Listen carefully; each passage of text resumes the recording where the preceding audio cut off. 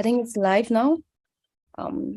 Just waiting for her to let me know.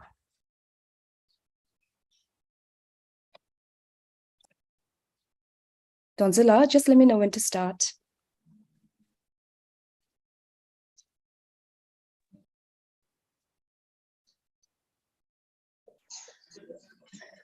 Okay, so Tashdile to all, and welcome to the virtual event of Freedom Hour, an online discussion hosted by Asia Freedom Institute, a non-profit organization that promotes democracy and religious freedom in China, Tibet. I'm Sakina Bhatt, the host for today's Facebook. Kitola, I think you need to mute. I'm Sakina Bhatt, the host for today's panel. It's always a joy and honor to share the screen with eminent speakers. Thank you so much, everyone, for being here. And Kinzom La, so glad to be sharing the screen with you once again. So the central theme to be discussed for this panel is Chinese influence operations in Australia and the Pacific.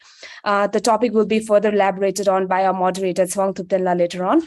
And without further ado, I would like to ask our first speaker, Sophie McNeill, to give her opening remark.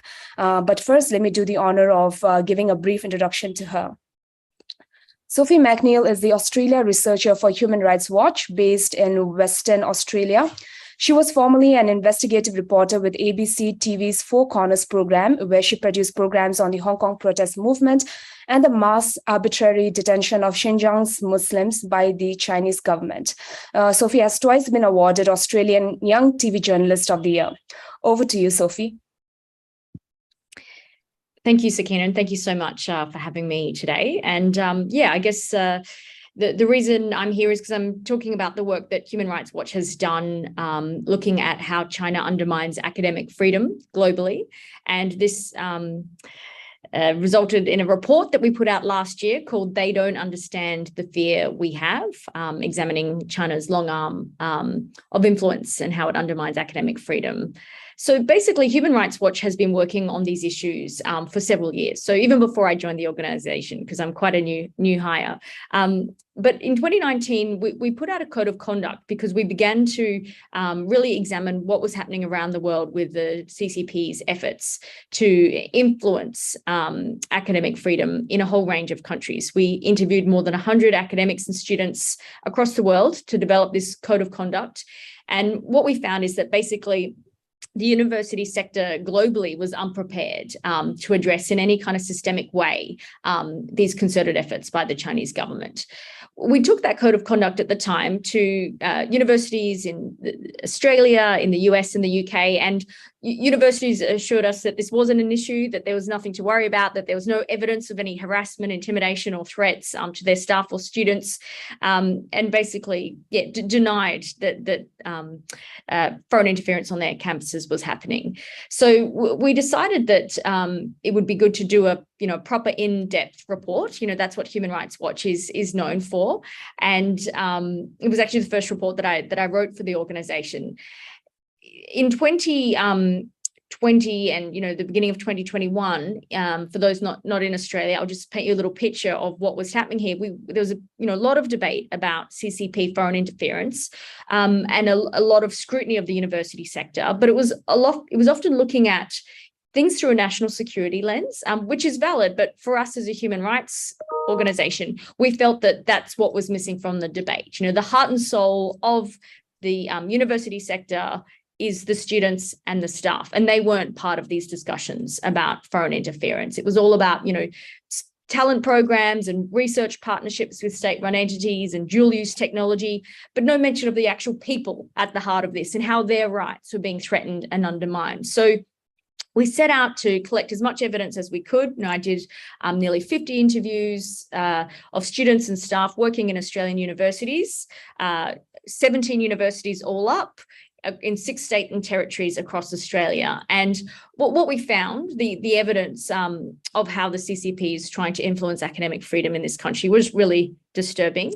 We basically found that pro-democracy students were being had to alter their behaviour. They had to self-censor in class because of this threat of being reported on from their fellow classmates to authorities back home.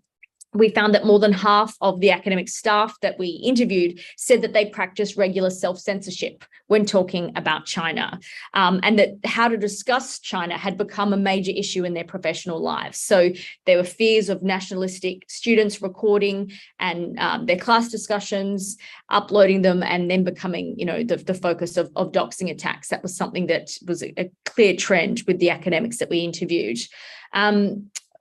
What was really disturbing was that the students who did receive threats, they didn't report it to their universities because they didn't feel that their universities would take these threats seriously or that they were on their side. They felt that the Australian university sector was going to be more sympathetic to nationalistic Chinese students.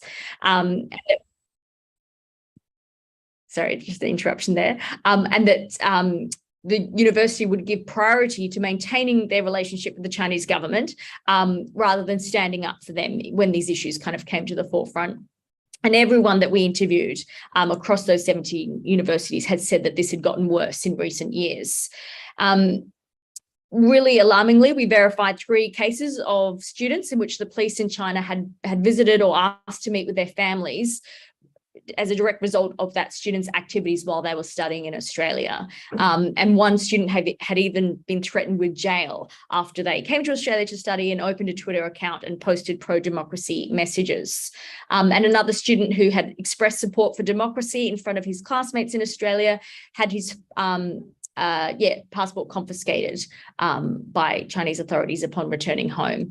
We also verified an incident where an academic teaching in Australia was harassed to such an extent because of comments she made about Taiwan that the university had to take down her contact details from their website. So, a lot of fear, a lot of anxiety, a lot of impact on people's daily lives, and the universities weren't doing anything about it.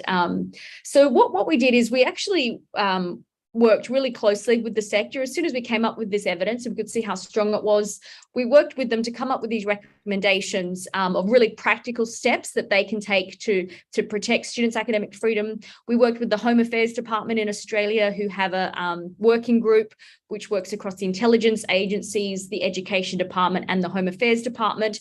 And they adopted some of our recommendations in terms of how to protect students and staff. And we also gave evidence to a parliamentary committee that was examining these issues, and they took on board some of our recommendations as well, which we were really pleased with. And I can go into that more in the questions of the exact kind of concrete steps that we are recommending. But just quickly in summary, because I know we're going to try and keep it tight, we are looking at these issues around the world. This has been live on campuses in the past week. We've seen it happening. Students putting up posters, universities taking them down, a lot of conflict. This is a really important area. And yeah, I think, there's a lot of duty of care issues that the universities have.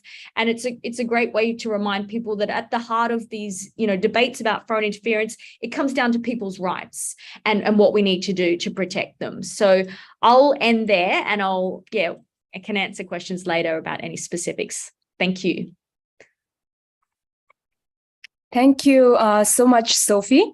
And our next speaker is Blake Johnson. Blake is an analyst at the International Cyber Policy Center of the Australian Strategic Policy Institute. His research interests include influence and information operations, disinformation, and emerging technologies, particularly in the South Pacific. Prior to joining ASPI, Blake previously worked in government on national security issues with a focus on regional security, stability and development, foreign influence, and climate change. Blake, the screen is yours.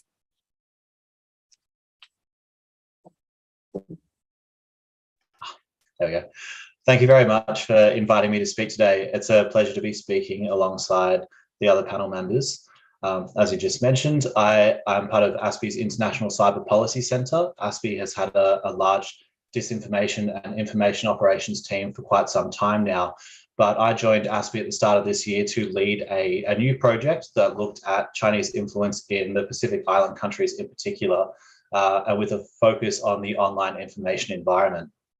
So just a few weeks ago, we published our first major report, which detailed how the CCP is influencing the Solomon Islands online information environment. And what we found in that is that the CCP is attempting to influence public discourse in the Solomon Islands through coordinated information operations that spread false narratives and suppress information contradictory to the party's message. In November of last year, there was anti-Chinese riots that broke out in Honiara. And during that time, the CCP used its media and disinformation capabilities to shape public perception of Solomon Islands' security issues and foreign partners. These messages were in alignment with the CCP's regional objectives, and they had a strong focus on undermining the Solomon Islands' existing partnerships, particularly with Australia and the US. In the immediate aftermath of these riots, the CCP was seeking to blame Australia, the US, and in some cases Taiwan for instigating the unrest. And in the weeks that followed, officials were active in pushing a narrative that foreign forces with ulterior motives were aiming to smear the relationship between China and Solomon Islands. Earlier this year, there was a security agreement between China and Solomon Islands that was leaked to the public. And around that same time, the CCP started to push a narrative that Australia and the US were interfering in Solomon's affairs, were colonialist, threatening, and bullying, and had no genuine interest in supporting the country's development. This narrative wasn't something that the CCP necessarily created themselves. It may be something that Pacific Islanders have felt for some time, but they were the only ones really pushing this narrative at that time, and they sought to use it to distract the population from what was initially being discussed, their concerns around the security agreement, and push the focus away from that issue towards Australia and the US. And what we found is that they were quite successful in doing this. Some of the channels of information that were being used by the CCP to push these messages are quite routine diplomatic engagement. But there's a coordinated effort underneath that to amplify the messages of particular individuals and pro-CCP content across a broad spectrum, including party state media, official-led publications and statements in local media, and on social media, particularly using party state Facebook groups. There's also a growing body of evidence in the Pacific to suggest that CCP officials are attempting to suppress information that doesn't align with the party's message and the narrative across the Pacific by messaging and coercing local journalists to publish certain content over another and make sure that anything that doesn't align with the CCP's overall message doesn't get out. This is really just the beginning of our work in this area. We hope to expand beyond just the Solomon Islands and look at narratives across the Pacific Island countries on a range of issues, and we'll be publishing more on that in the coming months. But what we're really trying to do is establish this baseline. People talk about Chinese influence in the Pacific growing, but we're trying to establish a kind of a recording where we can say, okay, now we see it increasing to this level, and this is the impact that it's having on population sentiment, on how the public feels about these issues, and whether or not it's leading to things like increased aggression or riots in the streets. So I'll leave it there and yeah, happy to answer any more questions on that. Thank you. Thank you so much, Blake. And moving on to our next speaker, Dr. Feng Chunyi. Dr. Feng Chunyi is an associate professor in China Studies, University of Technology, Sydney, and adjunct professor of history, Nankai University, Tianjin. He served as head of China Studies at UTS for 11 years. His current research focuses on intellectual and political development in modern and contemporary China, as well as the political economy of China's provinces. He has been named one of the 100 Chinese public intellectuals in the world by several Chinese websites since 2005. Over to you, Dr. Feng. Thank you. Thank you very much for the honor of invitation. And also thank you very much for Sophie and Blake to enlighten me with so many specific issues. My talk will be more general in a sense, in case I run away and could not find time to talk about the United Front before I talk about the regime of the CCP and Xi Jinping. I just try to define the United Front of the CCP in general terms. Mao Zedong told Chinese Communist Party back in 1939 that there were 3 magic weapons for its survival and victories. That's the party, the army, and the United Front. So as you can see, the status of the United Front is the same as the party and the army itself. And in the United Front, as indicated by the word in Chinese, the two part, Tong and Zhan, there's a united part and the fighting part. For the uniting part, it actually, the operation is to cultivate, to co-op and plant the agent, proxies, and allies within the enemy camp in order to sabotage from within, to destroy the enemy from within. And the fighting part is to isolate, marginalize, and ultimately destroy the primary enemy at a given time, because they change the enemy all the time, but they always enemies. So in the current case, the primary enemy, of course, is liberal and democratic force led by the United States. So that's the general situation. We need to understand the United Front is a function of the CCP. It's by its nature. Because they survive in a hostile environment conditions, which is comparatively is a weaker force compared to democratic force. So that's why they engage in United Front strategy and operation. So let me turn to the bigger issue, but it's too big to talk. It's very big. To talk about the totalitarian issue regime under Xi Jinping. Briefly, I need to divide the communist rule in China into three major periods. The first period is the totalitarian period under Mao Zedong from 1949 to 1976. It's the same as Soviet Union in the past as well as the current North Korea. So it's the party state taking control of this over the society, every aspect of life. So that's totalitarian rule for almost 30 years. And then after the death of Chairman Mao in 1976, such as the death of Stalin in 1956 in Soviet Union, China went into the second period, what we call the post-totalitarian period, from 1976 up until 2012. During this period, there's a tremendous force of the totalitarianization in 1980s, about a decade. So during this period, you have the revival of capitalist economy, personal autonomy, civil society, and cultural or religious or intellectual plurality. So that's investment from the outside world, as well as even including the international NGOs, went into China to take the opportunity out there. And during this period, also known as the period of opening and reform, China turned itself into from the utter poverty into a country with middle income. And then by 2012, China actually was in a crossroad.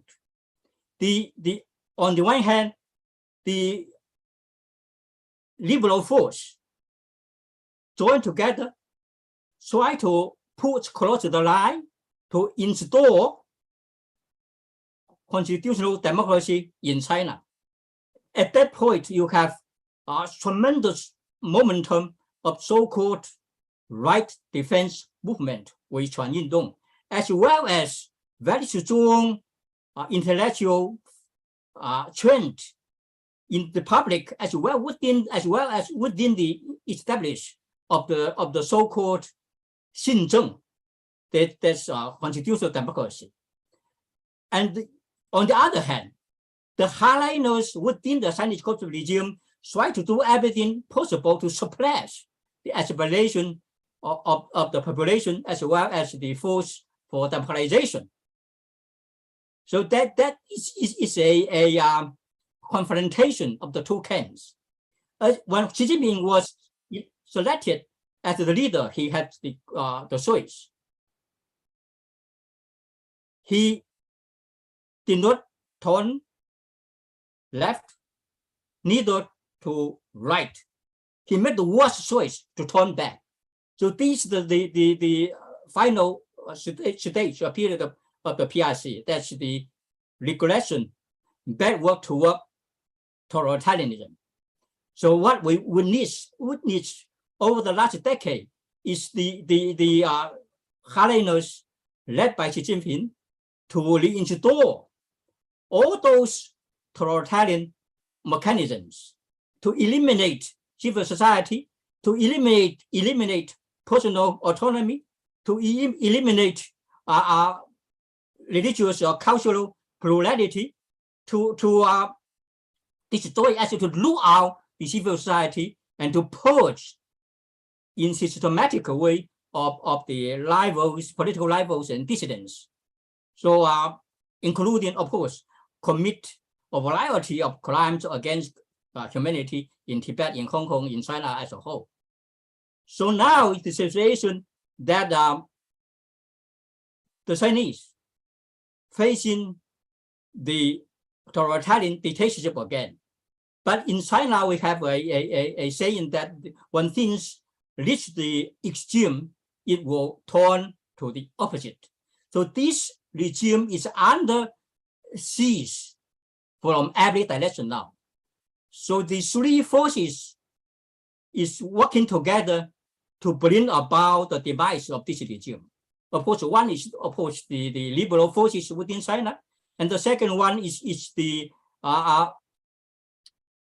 anti-totalitarian force within the government, and the fourth one is the Democratic and liberal force of the Democratic Alliance of the international community. Thank you.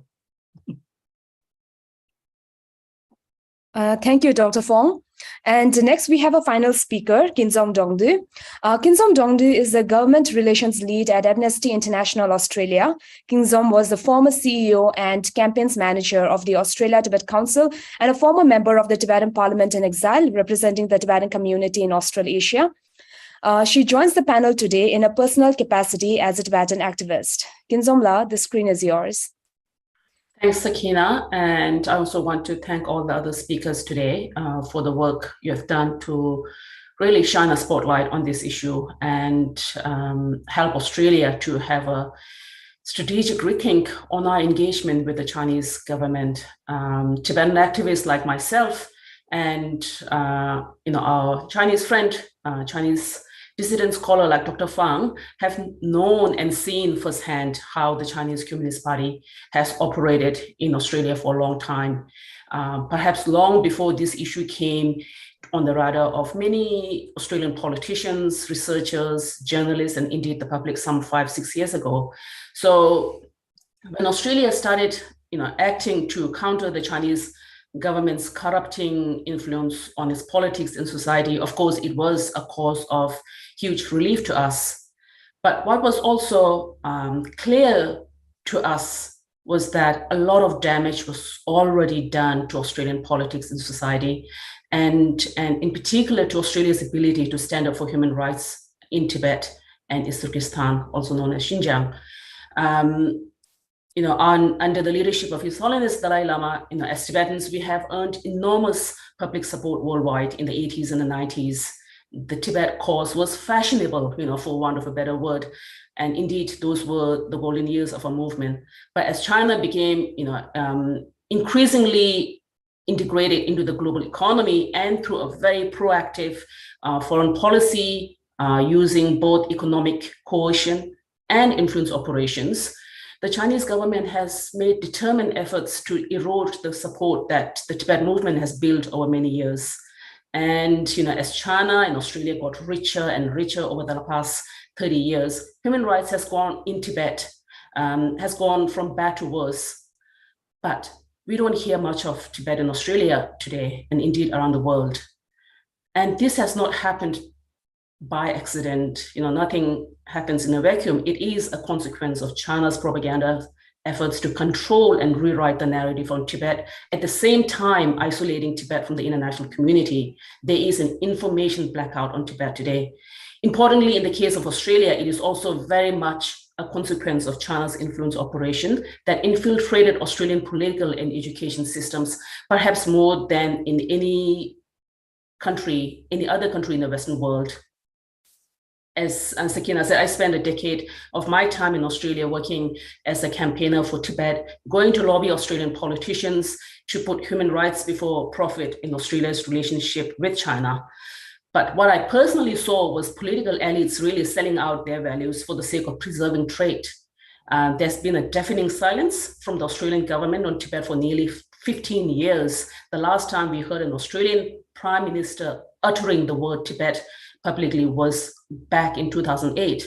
And in the years since that time, we saw Chinese money from Chinese billionaires with links to the Chinese CCP, Chinese Communist Party, funding the political campaigns of both major parties. And of course, as Dr. Feng referred to, China's United Work Front, which is really what Xi Jinping calls the magic weapon, working actively to win political friends and isolate enemies in Australia. Just a few examples, a candidate of a major party standing next to his Chinese political donor at a press conference in the lead up to an election, endorsing the CCP's position on the disputed South China Sea, or an MP from another major party calling Tibetan activists, former political prisoners from Tibet, who were protesting at the Chinese consulate thugs because one of his staffers is a community advisor with a United Front work department. These are just examples. This happened a few years ago, but the impact still, continues to this day.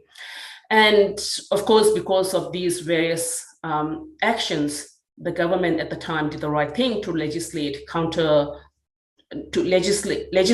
a new bill to counter this influence, Chinese or rather foreign interference a few years ago. Of course, it was a step in the right direction at that time, but there are still many loopholes in this legislation. Chinese government can still influence Australian elections even today. We have heard the Chinese ambassador literally threatening leaders of political parties how they can influence, the direction of a political campaign, etc. Of course, in the last 1, 2, 3 years, it has been encouraging to see a more clear-eyed position on China from both sides of Australian politics. And indeed, the current government is looking at reforming the political donations. But, as I said earlier, a lot of damage has been done. And this is all about, how we can undo the damage and really help Australia usher in a new era, where we have a more heightened sense of awareness about, the Chinese government's influence, but also really reset this relationship with this government. Sophie has talked about the Chinese government's interference or the erosion of the academic freedom in Australian universities, and they've, Human Rights Watch and Sophie have done a great report with that, had done a great job with that report last year. And I will briefly touch on the silencing of Tibet at universities. Of course, before COVID, higher education is a $1 billion industry, Australia's third largest export industry, and the largest number of international students came from China. While it will be difficult to show or tell conclusively that the universities have indeed compromised their core principles of academic freedom, there are many instances to support our concerns. Academics have confided in us that those in the China studies are expected to work carefully as universities dependent on Chinese student numbers and other forms of funding have continued to grow over the years. Covert pressure produces self-censorship in this stressful, insecure academic environment. Specific instances regarding Tibet are hard to pinpoint, mainly because it is already being downgraded or downplayed as a subject for discussion. Australian universities have many China scholars. Nonetheless, I can't really think of anyone today who is willing to engage in a critical discussion about Tibet. Many, of course, fear of a backlash from the university management, Chinese scholars, and the Chinese students. All these have really produced a culture of self-censorship. And of course, we all know how universities have handled His Holiness the Dalai Lama's visits over the last few years. So really, I don't want to end my remarks on this gloomy note. The question really is how we can or how Australia and the international community can really respond to these times. We are under no illusions now what Xi Jinping can do. We are indeed in a new era. So as Tibetans and as human rights activists and people working in this space, it's really helping the world develop this fuller picture of China and really helping the international community chart this new path in China. So I just want to end it here. And yeah, I look forward to the Q&A. Thanks, Sakina. Thank you so much, Kinzomla, and I would like to thank all the speakers for giving your opening remark. Thank you so much. And now I would like to hand over the panel to our moderator for today's session, Tsewang Thuptanla. And before I do that, let me give a brief introduction to him. Tsewang Thuptanla works as a consultant to the federal government in Canberra, Australia. He's a member of the Tibetan community in Canberra, Australia. And while the discussion is going on, I would also like to ask our live audience to pitch in their questions if they have any, so that we can discuss them in the question and answer round at the end of the discussion. Over to you, Tsewangla. Thanks, Sakina, and thanks everyone for your opening remarks. And it's a privilege for me to be able to be part of this event. As Sakina described, I am a pretty, how would you say, average sort of member of the public almost. In Canberra, you can't get any more average than being a consultant or contractor to the government. So, look, I take the conversation here now to Dr. Chongyi initially. You spoke really informatively about the historical context of the United Front Working Department. And you mentioned there that 2012 was a turning point. And if I recollect correctly, that was the point where Xi Jinping was initially taking over from Hu Jintao. And Hu Jintao, I think he's the sort of standard bearer for the Youth League, sort of the philosophies of Hu Yaobang. And I'd ask Dr. Chongyi, we saw very peculiar scenes this week at the 20th National Party Congress with Hu Jintao making a very unceremonious exit from the event, and Xi Jinping being installed for another term. So at this point, as we see this sneak peek into the inner workings of the Communist Party, how do you see those events? What's your takeaway? And how do you see Beijing's policy in Australia and the Pacific over the next 5 years as Xi Jinping continues his reign? And I'll go to Dr. Chongyi firstly, and then if any other panel members would like to make remarks on this point, you are invited to do so after Dr. Chongyi. Dr. Chongyi? Yes, of course, this 20th Congress is another victory of the hardliner authoritarians led by Xi Jinping. But as I said, the tone was taking place back in 2012.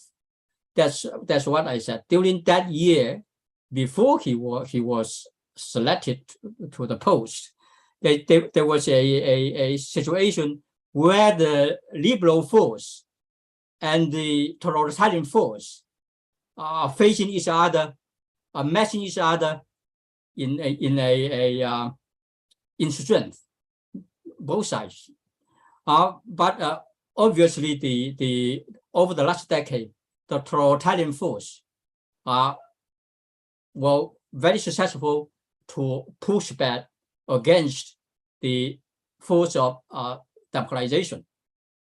So this Xi Jinping, when he consolidated power by taking out almost all of his major political rivals and looted out the civil society, he have more freer hand to deal with the Chinese people, including Tibetans, Hong Kongers, or Chinese Uyghurs, whosoever, but also become more assertive and more aggressive in the international confrontation. So you can see, if we follow the political trend of the United Front, although Australia has been in the forefront of so-called democratic pushback since 2017. 2017 is another key watershed that the democratic world start to be awakening to the reality and to defend democratic institutes and values in dealing with China. And then the CCP actually picked Australia and New Zealand as the weak link within the democratic world, because as Kim Jong just mentioned, because of the economic dependence on China, the export, raw material, tourism, education, you name it. I work in university. If you look at the university sector, or Chinese Study Department, Chinese Resource Institute is in the hand of the CCP allies. Actually, if you look at the criteria to recruit the leadership, the extensive connection with Chinese institutions, universities, is one of the key criteria. So that automatically includes guys like me. Okay, you are out. So they are actually in charge of the resources. They already built up this extensive network in government, in media, in academia, in business. So although as Kim Jong mentioned, those new regulations have been put in place, but it's very hard to implement it. You reach confront this very strong resistance from everywhere. So that's the current situation. I think the Australian public and government is still fighting an uphill battle. Yeah, I mean, what we saw really on that final day of the CCP Party Congress was really Xi Jinping's very raw exercise of power. It was a very open, unconstrained display of his ruthlessness, really, that to keep his grip on power. The most important thing that matters to him from his team is not their expertise on policy matters, it's not their experience, but ultimately it is their loyalty. And he is a man who is going to break all the rules, all the norms, and this should be a lesson for all of us, really. And ultimately, someone like him, a leader like Xi Jinping, with such unaccountable power, over citizens who have been completely denied their freedoms and human rights, is dangerous, not just for Tibet, for the Uyghurs, for China, but ultimately for the world. And I think that's a lesson for all of us. And I just wanted to make one comment about what Professor Chong Yi said. He just mentioned New Zealand, and we have been focusing on Australia, but I think it's worth pointing out some really pretty alarming comments that we saw from the New Zealand opposition after the release of the Bachelet report, the UN Human Rights Chief's report about Xinjiang, where they said that crimes against humanity may be taking place in Xinjiang.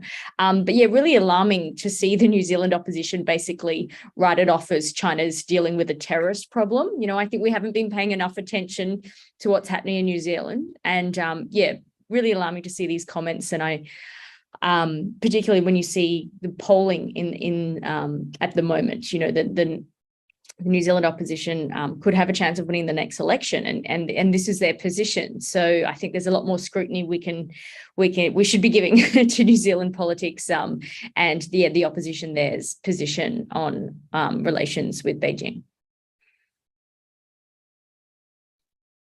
That's definitely a topic that we can circle back to, and I think as well, maybe even if you could speak to the case of Anne-Marie Brady, who's had a very specific sort of experience of Chinese influence in New Zealand, and her role in pushing the conversation along in New Zealand. Maybe we can come back to that. But I might ask the panel, again, a more general question to all of you. It's in regards to the perception of China today and where we have come from in the last 10 years under Xi Jinping. Speaking from a Tibetan perspective, when Xi Jinping was sort of earmarked for the role of premier, the Tibetans often hopefully recollected that back in the 50s, the Dalai Lama had given Xi Jinping's father a watch, which was supposedly a prized possession of Xi Jinping's, and took that as an omen of possible opening up with regards to things have obviously played out very differently. And similarly, the Australian public have been on a journey over the last 10 years under Xi Jinping. And most recently, a Pew survey has found that 86% of surveyed Australians have a negative view now of China. I think that would have changed drastically since over the last 3 years. This has been an increase of 57% since 2019. If I could ask the panel members, what do you think, what do you attribute that negative view of? Obviously, this plays into a little bit of what China thinks they're dealing with, what their motivation behind their influence operations are. But why do you think Australians now do have, according to these polls, and I think the Lowy Institute have also conducted a similar poll with a very similar level of negative views regards China. But I'll open this to the panel members. Do you have a notion as to what might be driving this view amongst the Australian population? And Blake, I might come to you firstly. Thanks. I don't necessarily have lots to say about how Australia is viewing that, but I can certainly contribute something from how Pacific Island populations are viewing China over that time. And I think that speaking broadly across the region, there's a growing concern and skepticism about the intention of some of the CCP's initiatives in the region, such as Belt and Road projects. And that has certainly contributed to what has been, from the limited research that we've done so far, is the negativity towards Chinese projects in the region. And I think as well, since 2019, with the COVID-19 pandemic, that has certainly factored into the way that populations have thought about China. There has been a lot of negative press around COVID-19 in general, and how that has factored into the overall perception, it can't really be measured, I think, across the Pacific at least, but it's definitely played a role in how those populations are feeling about China, in the way that they handled that, and the way that it kind of was dealt with across the region.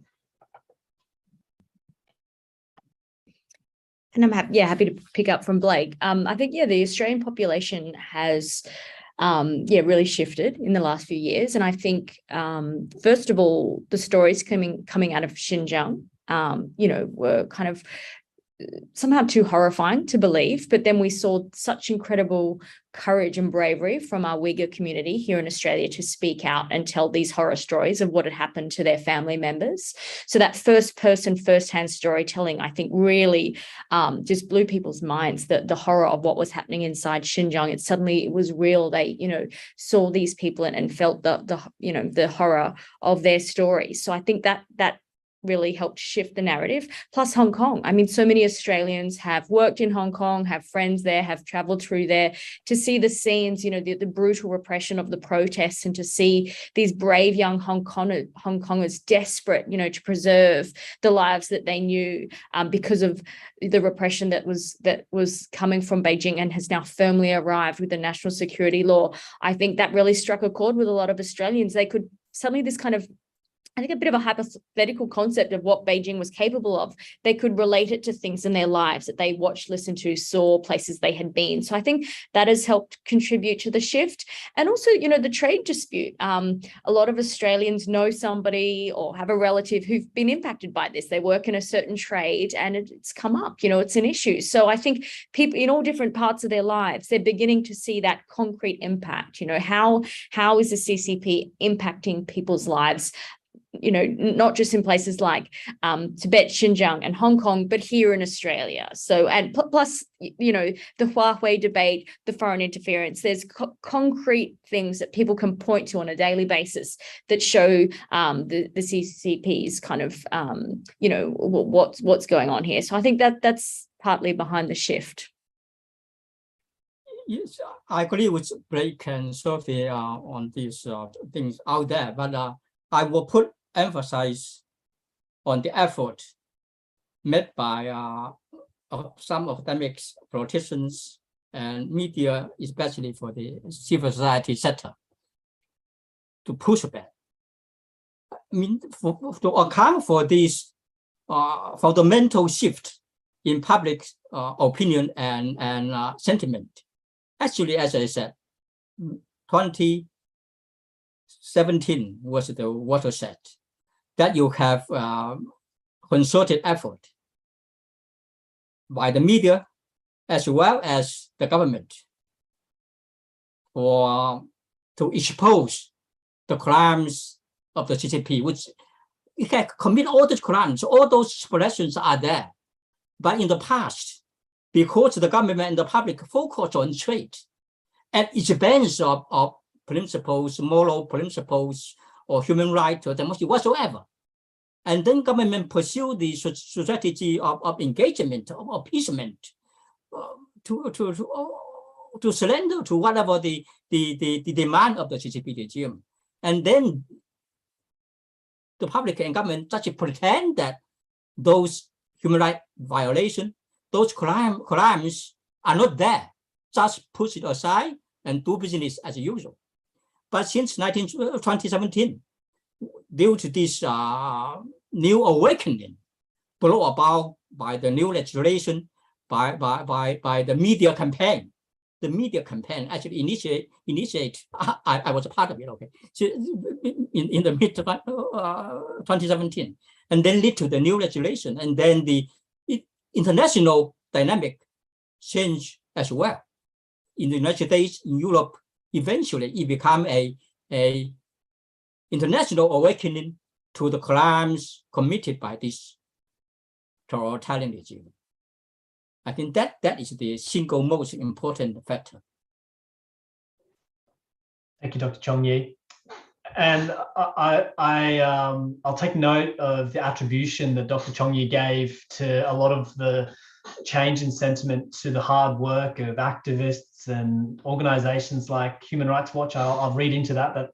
That's part of what you meant there, Dr. Chong-Yi. And on that note, Sophie, you mentioned that you might permit me to ask a few more questions about concrete steps that people might be able to take, whether it's as an academic or a civil sort of member of civil society or as a student, to address the sort of concerns that they might have about Chinese influence in their academic institutions. Was that part of the work that you did to formulate sort of tools or advice for students or activists who want to be able to contribute in some way? And after you've answered that question, I might ask Skinzula to tack on at the end, as I think you've got some experience in that space as well. Sure, happy to answer. And that was the thing. We didn't just want to put out a report and just tell you what was happening. We wanted to give some advice, recommendations on what could be done about it, because we often had vice chancellors of universities say to us, look, it's horrifying, it's shocking what's happening, but how can I, here sitting in my office in Sydney or Canberra or Melbourne, how can I influence the CCP? And we actually said, well, there are some really practical things you can do. Number one, talk about it. The most concerning thing is that the Australian university sector for years had denied this was happening and wanted to sweep it under the carpet because they didn't want to have to be seen to be confronting Beijing. So we wanted them to start loudly speaking out when these incidents occurred and to strongly defend academic freedom of students and staff. And we wanted them to lay down a firm red line. What we found when we did this research is that a lot of the harassment that was being carried out, it's not being done by official state actors, right? This is just Xi Jinping's China, that these students coming here from mainland China felt personally motivated to engage in this behavior. So it didn't reach the threshold of, intelligence agencies. It didn't break any laws, but it certainly broke the codes of conduct on these university campuses. But the universities had never warned students about it. So they'd never said you're not allowed to report to the consulate on, people giving their opinions in class if they criticize the CCP. You're not allowed to, threaten people, your fellow classmates, with telling the authorities back home in China, what you said when you were studying in Australia. There was never a discussion about these issues. So just by laying down a firm red line, we felt that the universities could make a difference. And we actually have seen some really great leadership from the sector since our report came out. We've been working particularly closely with the University of Technology in Sydney and also with UNSW in New South Wales. And what they have both done is taken these practical steps that we put in our report and have developed new public education campaigns about the threat of state-backed harassment. They've developed secure anonymous reporting mechanisms. They've started the semester and sent out messaging to international students saying things like, hey, in Australia, you have to swim between the flags, you have to wear sun cream, and you're allowed to have an opinion, and you're not allowed to threaten anyone for their opinion, or report anyone for their opinion. So just being vocal to students about this and laying down a red line, we feel like has and will make a difference. And yeah, really fantastic to have these universities, spend money, put resources into these new public education campaigns. And one thing that was amazing to see was that UNSW, within 24 hours of launching their new public education campaign, they had received numerous reports from students and staff of the kind of behaviour that we had documented in the report. And one of those reports apparently was really serious and is now being investigated. So that's what we've heard from the university, and we're hoping more campuses will put these plans into action. And yeah, we're continuing to work with UFIT and Home Affairs to find ways to get more unis to come on board. But yeah. Thanks, Sophie. That's wonderful to hear about these initiatives. And I might also at this point thank you for participating today. I know that you have another engagement to attend, so thank you. And I might also now remind the audience, thanks, Sophie, and remind the audience that we are very happy to take your questions on notice, and we'll make an effort to have time at the end to ask those questions of our panel members.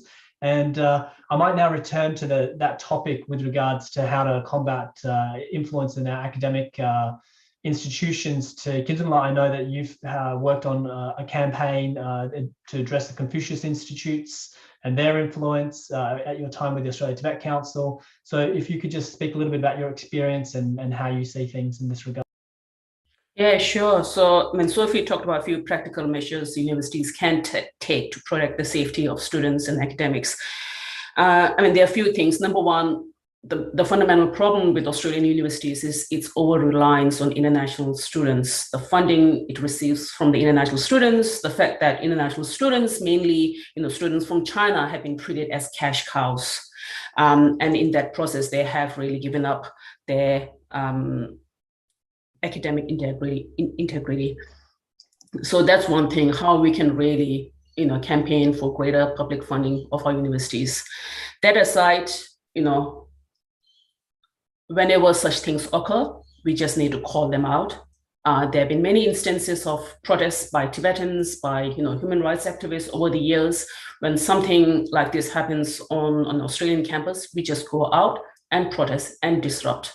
And basically, a few years ago, when His Holiness Dalai Lama was invited to the University of Sydney, within days, as a result of the pressure from the Confucius Institute and the Chinese academics working on campus, the university took this very rare, drastic step to disinvite His Holiness. But as soon as this came out, we launched a campaign within 24 hours.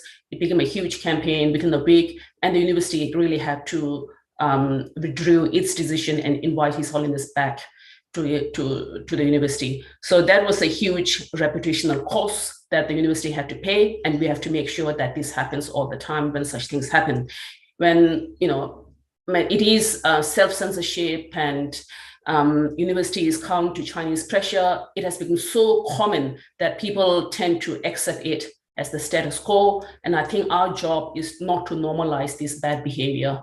And when such things happen, we just have to call it out and make sure that that universities do the right thing. And of course, there were some other successful campaigns in regards to the Confucius Institutes, which are really, embedded in our public education system by the Chinese government agencies embedded in Western universities to really present a more sanitized version of the China story. So we know as a result of their presence on campuses, directly or indirectly, discussions on Tibet and human rights have been shut down. And Tibet groups in Australia and around the world have worked for many years to really shut down these institutes. And as a result, we have been quite successful in shutting down these institutions and these classrooms here in Australia and around the world. And that is a really positive sign. Thanks, Kimsala. I might take further that point that you're making, Kimsala, about the success that we've had to a degree in Australia in shutting down these institutions, and if not shutting them down, the freedom that we have here to publicly confront our government and our institutions about the decisions that they make with regards to the relationship with China. And Blake, if I could kind of ask you here at this point, we've got a certain experience with China, and we can look to our Pacific partners and see these smaller nations engaging with China now. But are you seeing in their engagement, obviously, this very unbalanced power dynamic, and where Australia might have robust enough institutions and a functioning media? How is that different in the Pacific partners, and how is Australia playing a role in trying to enable maybe some degree of ability for these nations to be more robust in their relationship with China? Absolutely. So as you said, there is a great difference in that power dynamic. Pacific Island nations are very small, and currently they're facing what can be a really good thing, but is also very overwhelming in such great competition between Australia, the US, and China in trying to influence the region and provide support through a number of different mechanisms and infrastructure. But what it's leading to is sometimes an overwhelming of Pacific Island governments, and that leads to less scrutiny on certain projects as well, and that can lead to vulnerabilities in these agreements and understandings that they have between their foreign partners and security agreements and infrastructure projects into the future. One of the things that Australia and the US in particular can do to really help build resilience to these kinds of pressures is to focus on developing Pacific Island's own capabilities. That's essential to being able to push back against these external pressures and to, I guess, have less vulnerability to some of the influence that we have seen. So particularly in the information environment, as I spoke about at the start, we've seen examples where CCP diplomats have influenced and put pressure on Pacific Island journalists and media executives to publish certain content or refrain from publishing certain content that didn't align with the CCP's message. But if we invest more in the training of journalists, retaining them and providing them that extra resilience to those pressures, then some of that can go away.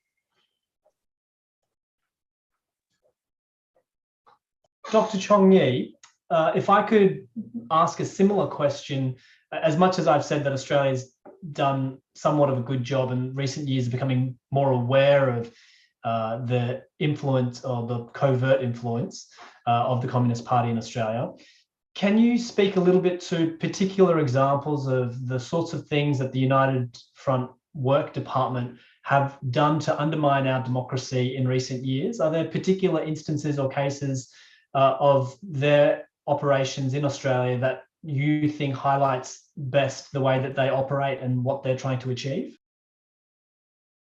One thing we need to be aware of is that this regime is very skillful in making use of democracy institutions and other provision of human rights in Australia to undermine the core value of the democracy and human rights.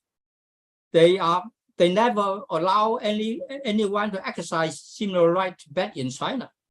But when they come to Australia, United States, or Europe, they want to exercise freedom of association, freedom of speech, and whatsoever to dominate the discourse and narrative about China, about the regime. And that's why I would emphasize on the campaign to build the alliance and coalition to push back. This is the key for success. Even students here, not only those students from China, it has been brought up in a way to buy into moral relativism, that they have their way, we have our way, it's compatible with us, make money. You see, when the two sides in conflict, one side is the money, the other side is conscience. When you appeal to people's conscience to act against this brutal force, it's very hard. So we need to get to the root that this communist regime in China is an existential threat to the core value and core institutions and the way of life in Australia and in the democratic world. So when they are allowed to do those things in Australia on campus, that is very dangerous to bring down and undermine the democratic institution from within. So that need to be very alert.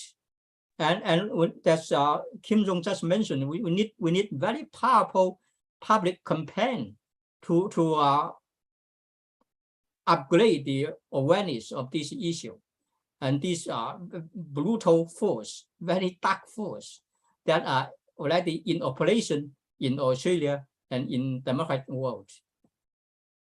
Dr. Chong Yi, you mentioned there something which I think Sophie also mentioned, was that in regards to the Australian public's change in sentiment, a large part of that was the work of international and Australian-based activists to highlight the experience of Hong Kongers, Tibetans, Uyghurs, and the uplifting of this awareness has changed or improved people's understanding of what's really going on inside Tibetan China and East Turkestan, and therefore changed the perception of the Communist Party. And on that note, obviously the Asia Freedom Institute is a platform for these different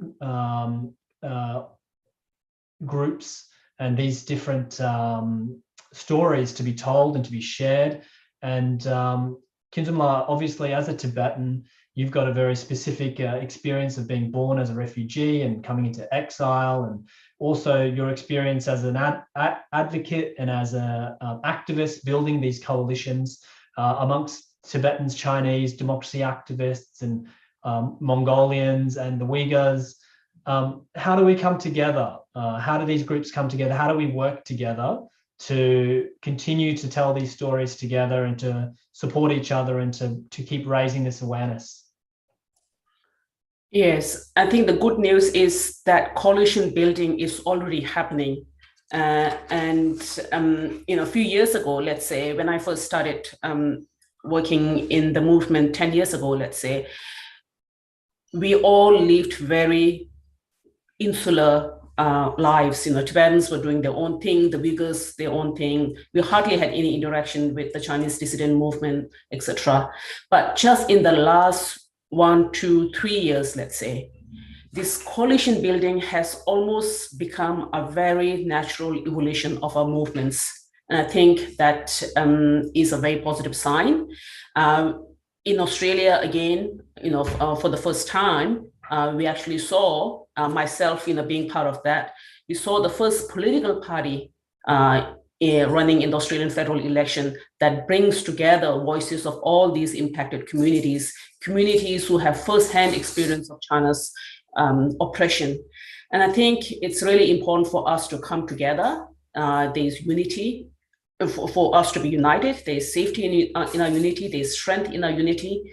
And it's important that we are always there for each other in solidarity. What is happening in Tibet, what is happening in Xinjiang, fundamentally, it is the same thing. And it's also very important that as communities, who have this first-hand experience, to have a seat at the table, where decisions are made, where policies are shaped, where these big discussions are happening, whether in a think tank like SP or in a human rights organization or at the government. It's very important for us to leave our own small worlds and be part of that larger discussion that is happening right now on China. Yes, may I just add one thing that when we set the coalition, I think we should work harder to lobby the government to implement the laws have been passed over the last 4 or 5 years, especially for the Magnitsky Act, that to punish those individual criminals as high as Xi Jinping. He's #1 criminal. He's commit so much crimes against humanity. So that is the most effective law that have been passed, because we do not need to punish the nation, the country as a whole, just to pick individuals to punish and separate very clearly those criminals from the Chinese population. So that should be very effective way to deal with these things, and then with smaller cost.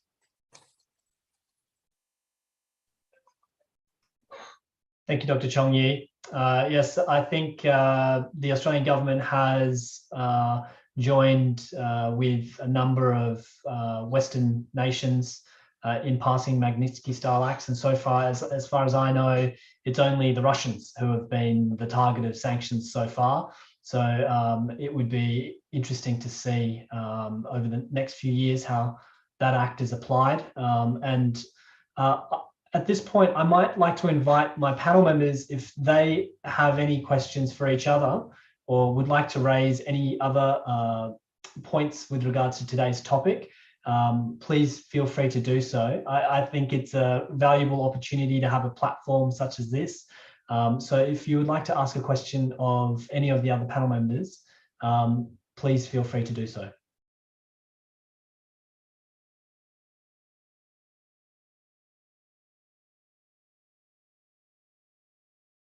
I do have another question for Dr. Chong Yi. With regards to the next period under Xi Jinping, do you see the relationship with Australia improving, or do you see further worsening of the relationship? I hope Australia government will stand firm. I'm not sure about that, because now they are talking about the reset and whatsoever. That is they need further education in that sense, that the Chinese regime appear to be very strong, but it's very fragile. It's a lot of things is happening in China. The power struggle on the top, the social revolt from the bottom up, its economy already lose the momentum, and then it's extremely isolated.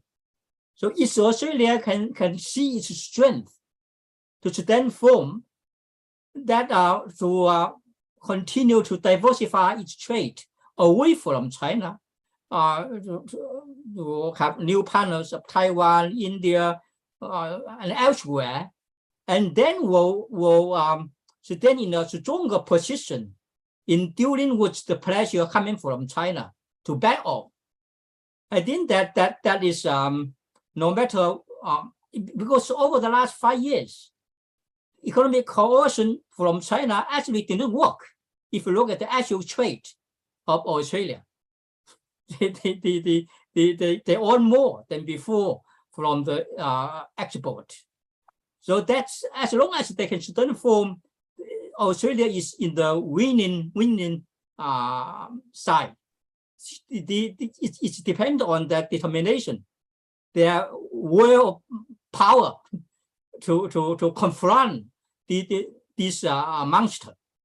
So I'm not worried about the situation become more tense.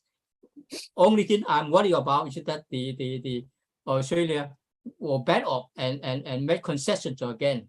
When I talk to them, at least to improve relationship, at least the very least, you should ask for the release of Yang Hengjun and Shen Lei. These kind of things is unacceptable. We have to defend the basic human right principle. Thank you, Dr. Chong-Yi. And on that note, we have run out of time for the question portion of this afternoon in Australia, this afternoon's conversation. I want to thank you, Dr. Chong-Yi, for those final words of encouragement and call for courage. And with regards to today's discussion, it has been an all-Australian conversation, or panel members from Australia, but Australia is, I think, in many people's minds at the forefront of the relationship with China. We're a small nation, and I think the message and the lessons that our panel members have shared are able to be, wisdom is able to be drawn, hopefully, from these conversations for a global audience. So thank you to all the panel members. I might now hand over back to our host, Sakina Butt. Thank you so much, Tsewang La, for wonderfully moderating today's panel. It was indeed a very productive discussion. And I see that we don't have any questions from the audience, so I'm going to end the panel. And before I do that, I would like to thank everyone, our speakers, our moderator, our technicians, Tenzin Donzala, and our AFI founder, Kedor Lau, who's handling the technical aspect in the background, and to our lovely live audience for being a part of today's panel. It was so nice having you all here. And before I end, I would also like to say that the video of the session will be uploaded on AFI website at www.asiafreedominstitute.org. And please follow AFI's Twitter, Facebook, and LinkedIn pages for more information on AFI programs and activities.